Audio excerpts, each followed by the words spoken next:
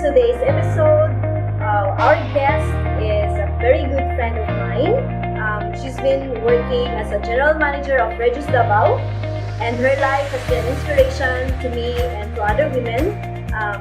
She is now served as a vice president for industry at the Davao City Chamber of Commerce, where we are holding our interview right now.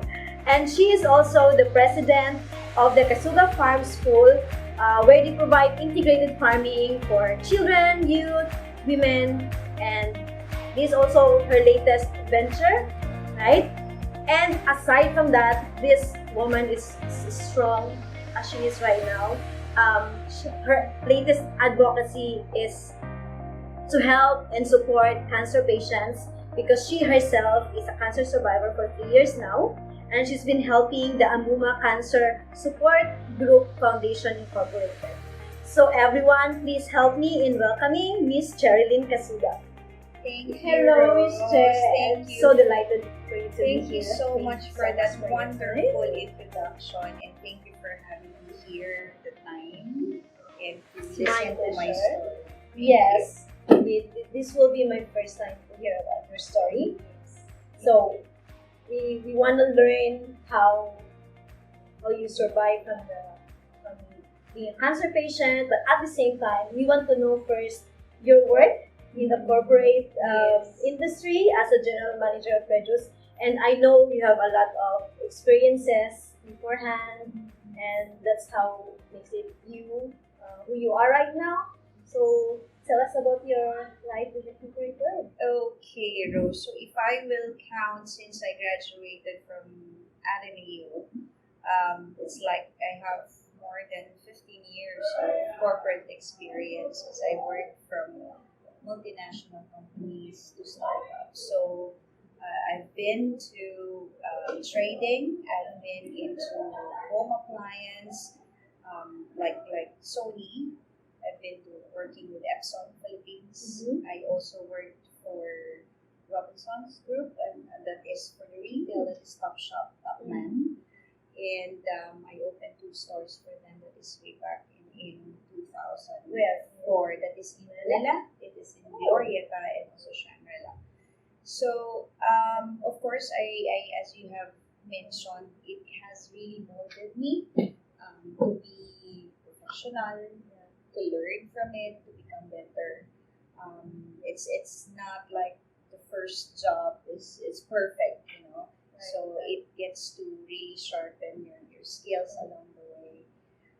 And then, of course, working in other countries such as in Dubai, in Singapore, it gives us, it gave me much of the ability to deal with different cultures, to be diversified, be dynamic, and flexible.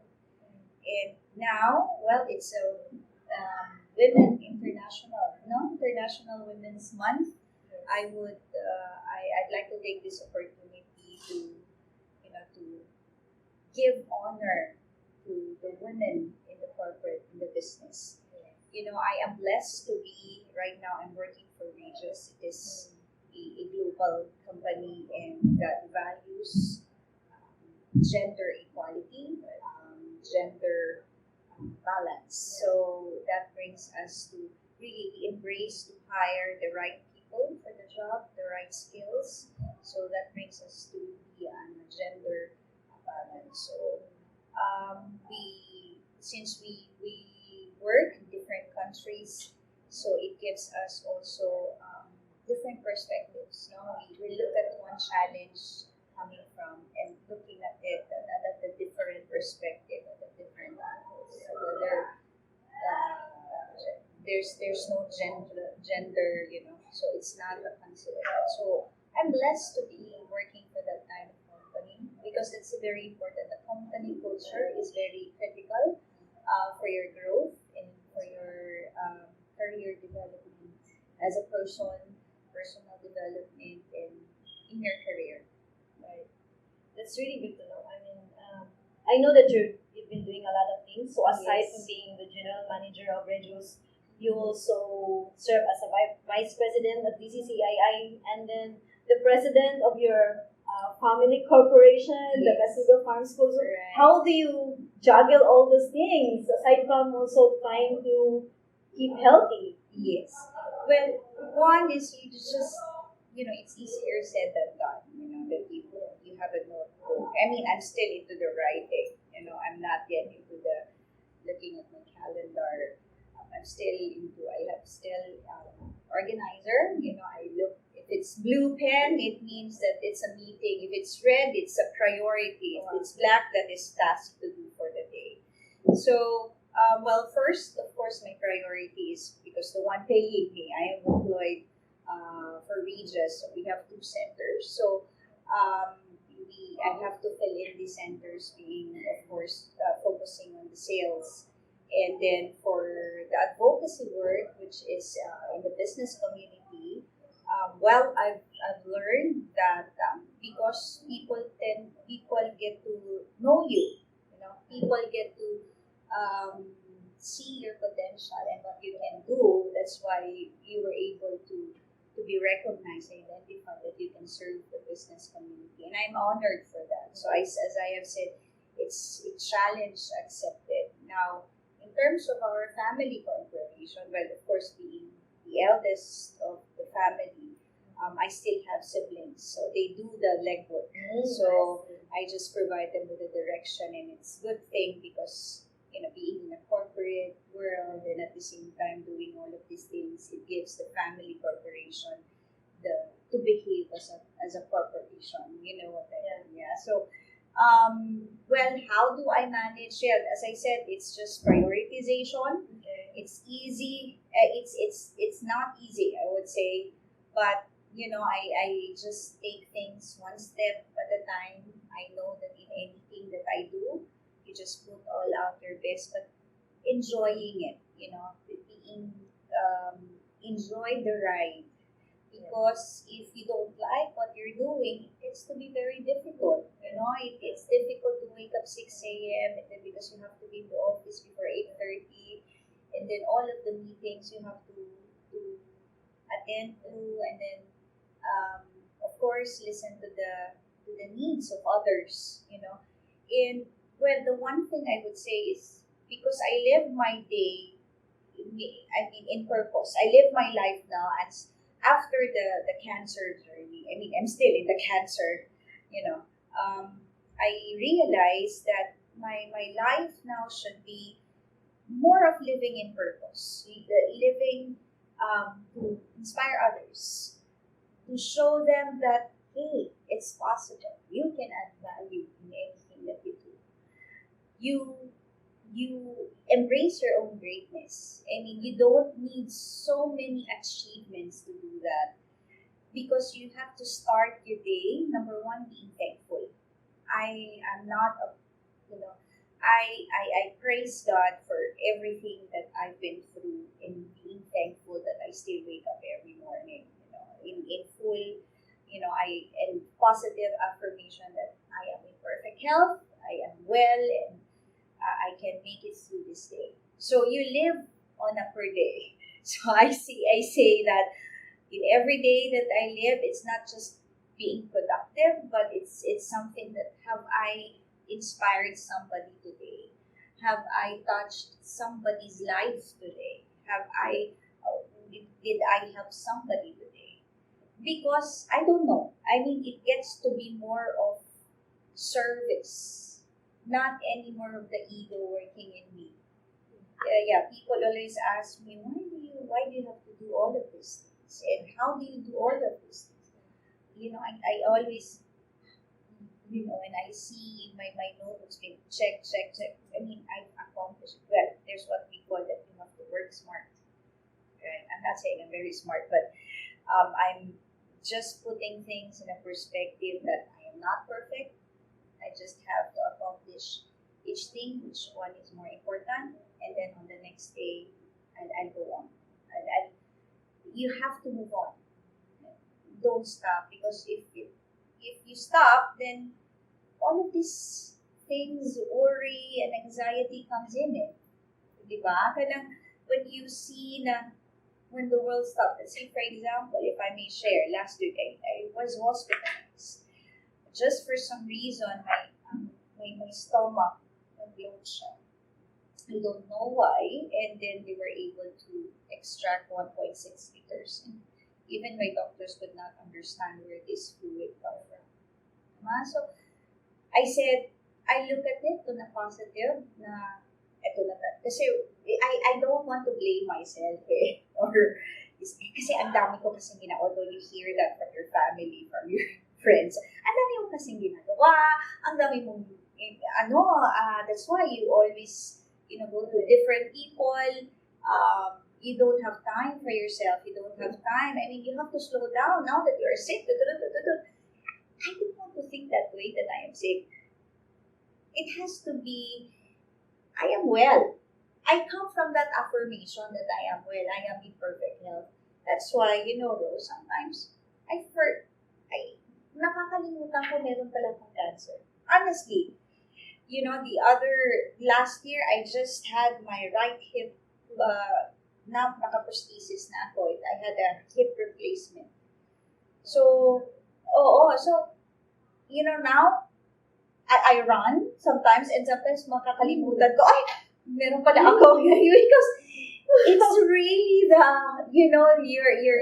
your mindset thing that you are in perfect health. Sometimes I really forget na, meron pala akong prosthesis dito, meron akong bakal, na kapag dumadaan ako, tumutunog talaga yun. So, sasabi ko, sorry. Okay, so it's just part of the journey of being sick. It's not that every time that I'm hospitalized, I blame myself. What have I done wrong, oh Lord? Or I blame the Lord. Ano naman ito, Lord? No, I don't ask Him and I don't blame Him. I don't also blame myself. I'm just looking at it, okay, I have to slow down. Thank you for this time. Thank you too that I am here in the hospital and taking my time to rest. Although, yun lang, joke naman, Lord, na I have to be sick para lang mag-rest ako. But again, you should not blame yourself because you just live your life to the fullest. Yeah. So powerful. It's like seeing at the end of your life, the lens of being a sick person. Makes you do more. Yes. Absolutely. And I can see you you're doing a lot of things. Yes. And I'm so inspired. No, I mean, we're just the same, Rose. I mean, you two, we all have path, no? We may walk in different paths, but I guess you find others mo kasi powerful, no? Kasi you see just your own, ito yung ginagawa. So, but if you come from a positive affirmation that I can be great, that I can add value in anything that I do, in everything, and I be able to serve and be thankful for the opportunity to be of service. Then you look at it not anymore for yourself. You're looking at now into a greater perspective that it's about for other people. How may I serve you? Right. I guess that's where I come from. Nice. So speaking of service, so your advocacy now is helping the MUMA, Cancer Support Group Foundation Incorporated. So can you tell us more about that? What you're doing with them, how you support them, and if you have any call for support from other people to support the organization, also. Oh, that's nice. Thank you, Rose. So, ang MUMA Cancer Support Group Foundation, it's been a long-standing cancer support group foundation for over 15 years. So, it's not lang very ilado, but we have over 300, siguro hindi pa nawala na sila, members. It's been already, this foundation has been founded by the late Dr. Margie Domingo. She has been very inspiring. She is also a cancer patient. So, because I'm trying to remember the things because siguro ang anesthesia is working. Yeah, Dr. Margie. So, they formed this group. These are composed of cancer patients, cancer caregivers, warriors, survivors, family members. So anybody can be a MUMA member. No? It's not actually a funded organization. That's why it's quite difficult to really do our activities. So, but what we do is there is emotional aspect where we group, we have general membership meetings, and we do listen to stories, and we give advice, we give and share our stories, how we cope up with the cancer.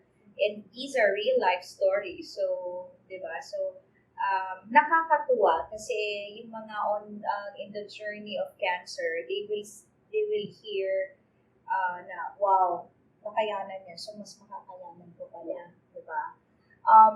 We do not really, you magre-recommend ng something like a medicine or alternative. We don't do that. We just share our experiences. Of course, several times they always ask me, what did I do? I guess the only way that ang sabi ko parate is I did not allow cancer to come in my way. I'm beginning to love myself for what I am. When you love yourself, then yeah, you know what you can do, that you can be great. No more ego that you have to run and you have to really compete with other people, because you already see yourself as you are a great person. You are an image of the Lord. So it's not something that you have to compete with other people. That's what I did kasi before when I was diagnosed with cancer. I said, okay, they said it could have been my defense mechanism. I would like to finish my cancer treatment all at once, no? Everything by schedule. Even my body cannot anymore take in. But sabi ko, I have to finish my chemo because I had to finish the 6 cycles of chemo, 28 days radiation, 1 radical hysterectomy, and all of these things. So, and then after 7 months, it came back. So, the difference right now is that siguro the first treatment kasi, I was looking at it as somebody, I can win this battle. I'm looking myself as somebody na talagang I'm a superwoman. Sumobra naman. I don't want to even talk to other cancer patients. I was not yet a member of AMUMA. You know why? Because my fear, if I talk to other cancer patients, I don't want them to be like them. Nakawawa. So that was my way siguro of coping. And I hide it from my family also. Yung close family lang, no? And ayokong pinag-uusapan. So it was a denial. So it took me, a year to really talk about it.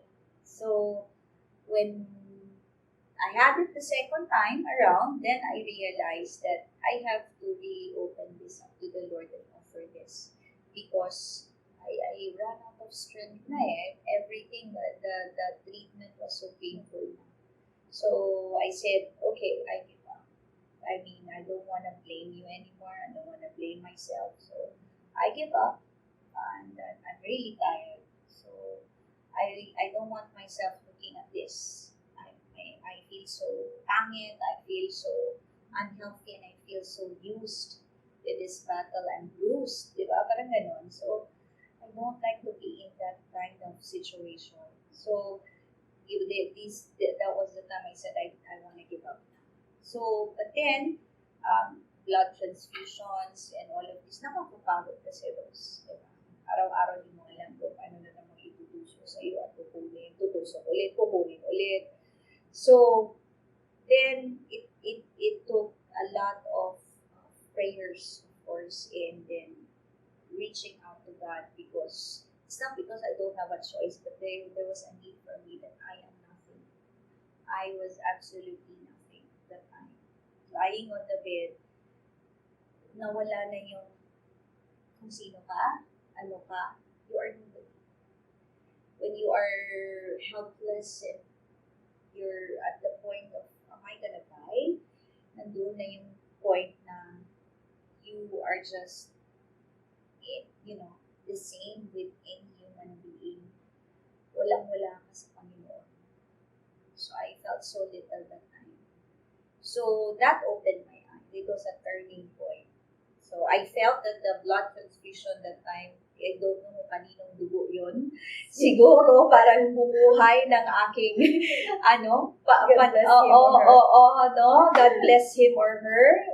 So sabi ko, okay, I can make this. I can turn things around. But you have to do it with me, Lord, not alone. Yeah. So, ganun naman siya.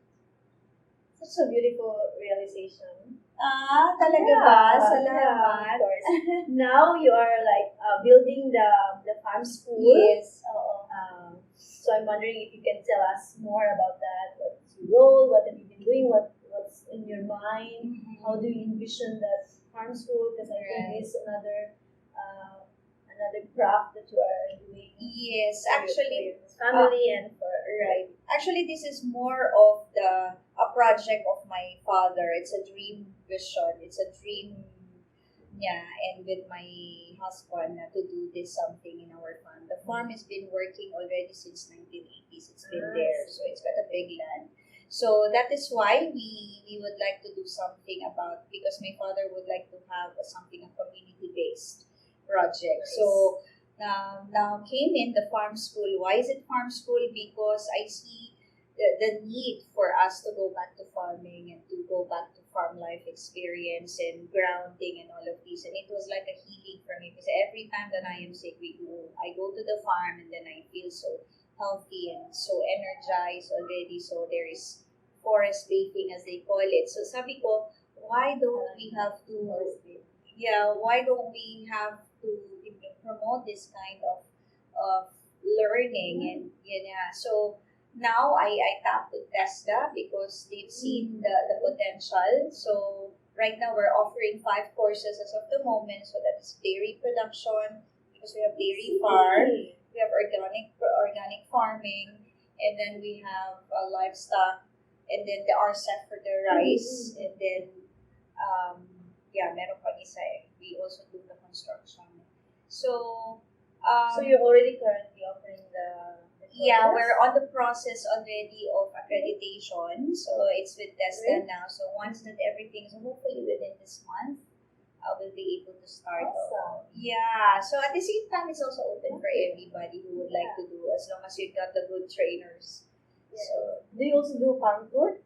yes, we do also farm tour. Yeah, I'll be the tourist guide. I'll be the farm tour guide. Sorry. And this is your birthday, Last year. Yeah, I had some glimpse of that. Yeah, next time. Definitely. The farm is just there. Wow, that's a lot. Like, you've been doing a lot of things and taking care of your health. Yes. It's a lot, and it's very inspiring and powerful, amazing. You're just an amazing woman. Thank you, Rose. And that is why I want you to share your life lesson that you can impart to other women out there and to our audience. 3 lessons in life that you can share. Yeah, okay. Number 1 is love yourself. Love yourself for what you are, who you are. For you are a gift from God. And then the second one is, it's very basic, Rose. I mean, take each day as if it's your last day. No? So, always do your best. No? And then the third is service. No? Take away your ego. You always have to look at other people. That's how I guess you come to be a fulfilled person. Live your life with purpose. Yeah? I think that. Thank you so much. Thank you, So Rose. powerful. Thank you so much. Thank you so I much hope for that I your was time. able to inspire. And then You do, it's very absolutely, basic. absolutely. It's very basic. I don't want to be more, because that's really from the heart. Right. And this is just a start, as usual. Thank you so much. We'll have more sessions. Thank you, Rose. Next time, we'll do it actually tomorrow. Yeah, why not? We'll do that, right? Yeah, definitely. Thank you, everyone. Thank you, everyone. And again, 3 life lessons from Miss Cherrylin. Love yourself, always do your best, and serve. So thank you, and hope you enjoy and learn a lot in our session today. And again, follow Womenpowered on Facebook page, and wish you all a great week.